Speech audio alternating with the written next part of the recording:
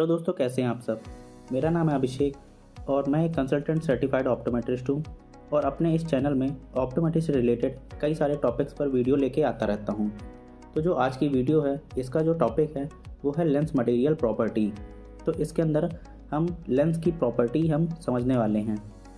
तो सबसे पहले यहाँ पे लिखा हुआ है ऑप्थेल्मिक लेंस मटेरियल।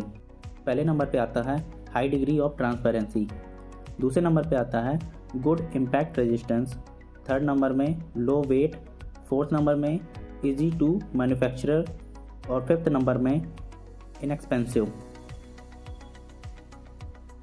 ये सभी ऑप्थेल्मिक लेंस मटेरियल हैं। अब आगे हम समझते हैं प्रॉपर्टी ऑफ लेंसेस। तो प्रॉपर्टी ऑफ लेंसेस के अंदर कई सारे प्रॉपर्टी आती है, जैसे कि optical properties, mechanical properties, electrical properties, chemical properties and thermal properties.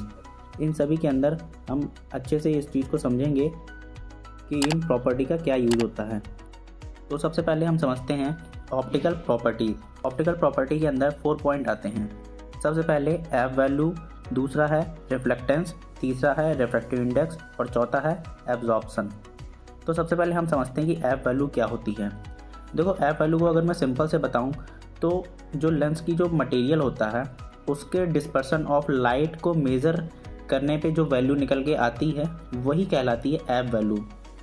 फिर से बोल रहा हूँ, जो लेंस का मटेरियल होता है उसमें जो लाइट का जो डिस्पर्शन होता है, डिस्पर्शन ऑफ लाइट को जो मेज़र किया जाता है उसकी जो वैल्यू होती है वो कहलाती है हमारी एफ वैल्यू। अब जितना ज़्यादा एफ वैल्यू कम होगी, डिस्पर्शन ऑफ लाइट उतना ही ज़्यादा होगा। मतलब कहने का डिस्पर्शन ऑफ लाइट का मतलब होता है लाइट का डेविएशन हो जाना, मतलब एक जगह जो फोकस होती है लाइट वो उसका फोकस ना होना। जैसे लेंस से होते हुए जो रेज जाती है उसका एक पर्टिकुलर पॉइंट होता है कि वो वहाँ जाके फोकस होती है, बट वो उस जगह फोकस ना होके ऐसी जगह फोकस हो जिसको जहाँ पे उसको फोकस नहीं होना चाहिए, उसमें कई सारे पॉइंट बन जाते हैं जिसमें से वो अलग अलग जगह फोकस हो जाती है। तो इसको बोलते हैं डिस्पर्सन। तो जितना ज़्यादा एफ वैल्यू कम होगी उतना ज़्यादा डिस्पर्सन लेंस का हाई होगा, मतलब कि उतना ही ज़्यादा उसमें एरर्स होंगी। तो ये मैंने बहुत इजी और बहुत सरल भाषा में आपको बताया है कि एफ वैल्यू क्या होती है।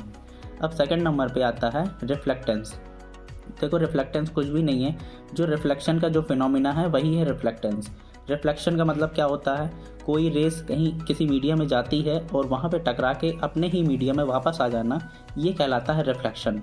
मतलब कि अगर जैसे कोई बॉल होती है, रबर की हो या किसी भी चीज़ की कोई बॉल होती है, उसको अगर आप कहीं दीवार में फेंकते हैं तो जब जाके वो दीवार में टकराती है और दीवार से टकरा के वो अपने ही तरफ वापस आ जाती है, इसको बोलते हैं रिफ्लेक्शन। जाना और अपने ही मीडियम में वापस आ जाना, ये रिफ्लेक्शन कहलाता है। तो इसमें यही चीज़ है, जो रिफ्लेक्शन का जो फिनोमिना है वही है रिफ्लेक्टेंस। अगला जो पॉइंट है वो है रिफ्रैक्टिव इंडेक्स। अब देखो, रिफ्रैक्टिव इंडेक्स क्या होता है, the ratio of speed of light in a vacuum to the speed of light in a given media. देखो, रिफ्रैक्टिव इंडेक्स अगर आपको और अच्छे से समझना है तो इस पर मैंने एक वीडियो बनाई थी जिसमें मैंने समझाया था रिफ्लेक्शन, रिफ्रैक्शन और प्रिज्म। आपको सामने शो हो रहा होगा थंबनेल, ये थंबनेल की जो वीडियो है आप उसको देख सकते हैं। इसमें मैंने बहुत अच्छे से रिफ्लेक्शन को भी समझाया है, रिफ्रैक्शन को भी समझाया है, और जहाँ पे रिफ्रैक्शन आता है वहाँ पे रिफ्रैक्टिव इंडेक्स आता है। अगर रिफ्रैक्शन नहीं है तो वहाँ पे रिफ्रैक्टिव इंडेक्स पॉसिबल नहीं है, और इसमें मैंने प्रिज्म भी बताया है, तो आप उस वीडियो को जाके अच्छे से देख सकते हैं। अगला जो पॉइंट है वो है एब्जॉर्प्शन। अब देखो, एब्जॉर्प्शन का मतलब क्या होता है, सिंपल है, लेंस के माध्यम से जाने वाली जो लाइट की जो क्वांटिटी होती है वो लेंस मटेरियल के द्वारा, मतलब एब्जॉर्ब के कारण कम किया जा सकता है। उस लेंस के एब्जॉर्प्शन के कारण उस चीज़ को कम किया जा सकता है, ये एब्जॉर्प्शन कहलाता है। और जो नॉन टिंटेड लेंसेज होते हैं वहाँ पर ये चीज़ नेग्लेक्ट होती है, मतलब कि नेग्लिजिबल होती है। और जो टिंटेड या फोटोक्रोमेटिक जो लेंसेज होते हैं वो यहाँ पे अपना काम बखूबी निभाते हैं, मतलब कि वो यहाँ पे बहुत अच्छे से अपना काम करते हैं। अब आगे बढ़ते हैं। आगे जो लिखा है वो है मैकेनिकल प्रॉपर्टी के अंदर पहला जो पॉइंट है वो है स्पेसिफिक ग्रेविटी। अब समझो कि स्पेसिफिक ग्रेविटी होती क्या है। जो डेंसिटी ऑफ सब्सटेंस और डेंसिटी ऑफ सम सब्सटेंस का जो रेशियो होता है, इन दोनों को एक स्टैंडर्ड रूप में लिया जाता है। कब?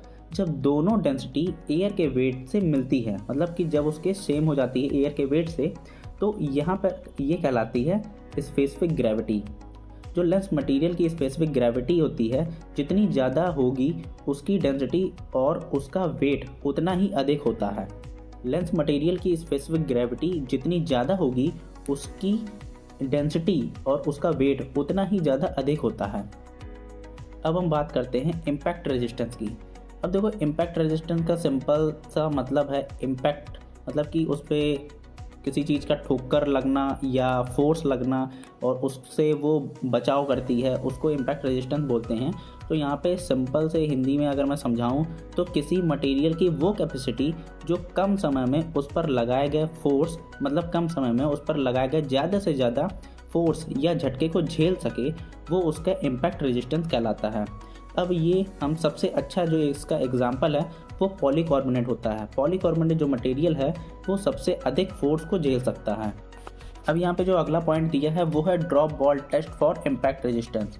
अब देखो यहाँ पे क्या होता है, यहाँ पे लिखा है the standard test employed by FDA involve dropping a 5/8 inch steel ball. देखो यहाँ पे क्या होता है कि 5/8 की एक स्टील बॉल होती है, उसको 50 इंच की हाइट से उसको ड्रॉप करते हैं लेंस के ऊपर। अगर वो लेंस उस टेस्ट पे पास कर जाता है तो ड्रॉप बॉल टेस्ट मतलब कि वो लेंस एक अच्छा इम्पैक्ट रेजिस्टेंस का एक एग्जाम्पल बनता है, और अगर नहीं होता है तो फिर वो लेंस खराब बेकार माना जाता है। अगला है स्क्रैच रेजिस्टेंस। अब स्क्रैच रेजिस्टेंस का सिंपल सा मतलब है कि लेंस में स्क्रैचेस का पड़ जाना और स्क्रैचेस का ना पड़ पाए, इसकी वजह मतलब स्क्रैच उसमें ना आने पाए, तो उसमें कौन सी कोटिंग मतलब कि कुछ कोटिंग होती हैं स्क्रैच रेजिस्टेंस की, तो उसकी वजह से स्क्रैच नहीं आते हैं जल्दी लेंसेज। तो जो लेंस के दोनों तरफ का जो सरफेस होता है फ्रंट और बैक का, तो उसमें स्क्रैच रेजिस्टेंस की जो कोटिंग होती है उसका यूज किया जाता है। लेंस में सरफेस जितनी हार्ड होती है, लेंस का सरफेस जितना ज़्यादा हार्ड होता है उस लेंस पर स्क्रैच रेजिस्टेंस उतना ज़्यादा अच्छा होता है। लेंस के दोनों तरफ जो स्क्रैच रेजिस्टेंस होता है वो दोनों सरफेस में ही अच्छा फीचर होता है, मतलब कि दोनों जगह अच्छा वो काम करता है, अच्छा वो वर्क करता है। जो प्लास्टिक के लेंस होते हैं उसके कुछ एडवांस कोटिंग करनी पड़ती है, क्योंकि जो प्लास्टिक का जो लेंस होता है उसमें स्क्रैच आने के ज़्यादा से ज़्यादा संभावनाएँ होती हैं। तभी हमने देखा गया है कि ज़्यादातर जो पॉलीकार्बोनेट जो लेंस होते हैं उसमें स्क्रैच जल्दी आ जाता है, क्योंकि वो उसमें जो स्क्रैच रेजिस्टेंस होता है वो कम होता है। तो जो प्लास्टिक के लेंस होते हैं उसमें कुछ एडवांस कोटिंग करनी पड़ती है, क्योंकि प्लास्टिक के लेंस में स्क्रैच जल्दी आते हैं, इसलिए उसमें विशेष प्रकार की स्क्रैच रेजिस्टेंस कोटिंग की जाती है। अब बात करते हैं इलेक्ट्रिकल प्रॉपर्टी की। देखो, ये पूरी तरीके से डिपेंड करता है लेंस मटेरियल के इलेक्ट्रोमैग्नेटिक वेव्स के ऊपर। तो जो इलेक्ट्रोमैग्नेटिक वेव्स कैटेगराइज होती है उसका जो इफेक्ट पड़ता है वो आता है इलेक्ट्रिकल प्रॉपर्टी के अंदर। केमिकल प्रॉपर्टी में क्या होता है, इसमें देखो कुछ भी नहीं है। डेली लाइफ में जो केमिकल यूज़ होते हैं, लेंस मैन्युफैक्चरिंग के टाइम पे कुछ सब्सटेंस होते हैं उसमें फाउंड होने चाहिए, तो उस तरीके से लेंस के जो केमिकल प्रॉपर्टी होती है वो बनती है, मतलब कि उसमें केमिकल प्रॉपर्टी इस तरीके से बनती है। तो सिंपल है, जो डेली लाइफ में जो केमिकल यूज़ होता है वो लेंस मटेरियल के मैन्युफैक्चरिंग के टाइम पे वो सब्सटेंस उसमें फाउंड होने चाहिए, और यही कहलाती है हमारी लेंस की केमिकल प्रॉपर्टी। और ये जो सब्सटेंस होते हैं ज़्यादा से ज़्यादा hot, cold, water, acid and organic solvent होते हैं। जो अपना लास्ट है वो है थर्मल प्रॉपर्टी। अब देखो, ये बहुत ही सिंपल होता है। देखो सिंपल क्यों है, क्योंकि थर्मल प्रॉपर्टी, थर्मल का मतलब क्या होता है, टेम्परेचर। लेंस मटेरियल में टेम्परेचर पर जो इफेक्ट पड़ता है और उससे जो स्टेट होने वाली चेंजेस होती है, उस स्टेट में होने वाली जो चेंजेस होती है वो थर्मल प्रॉपर्टी के अंदर आती है। तो सिंपल है, जो मटेरियल होता है लेंस का, जो मटेरियल होता है उसका जो टेम्परेचर होता है, टेम्परेचर में जो इफेक्ट पड़ता है उसके स्टेट के होने वाले चेंजेस में, उसके स्टेट में होने वाले जो चेंजेस होते हैं वो थर्मल प्रॉपर्टी के अंदर आते हैं। आई होप दोस्तों आपको इस वीडियो से कुछ ज़रूर सीखने को मिला होगा। अगर थोड़ी सी भी अगर ये वीडियो अच्छी लगी हो तो प्लीज़ लाइक ज़रूर करिएगा, नए हैं चैनल में तो प्लीज़ सब्सक्राइब करिएगा। और मैं ऑप्टोमेट्री से रिलेटेड कई सारे वीडियो लेके आता ही रहता हूँ। अगर आपको और भी कई सारे वीडियो चाहिए तो मैंने ऑलरेडी एक प्लेलिस्ट बना रखी है कई सारी, तो आप चेकआउट कर सकते हैं मेरी प्लेलिस्ट को, और उन वीडियो में भी आप वॉच कर सकते हैं।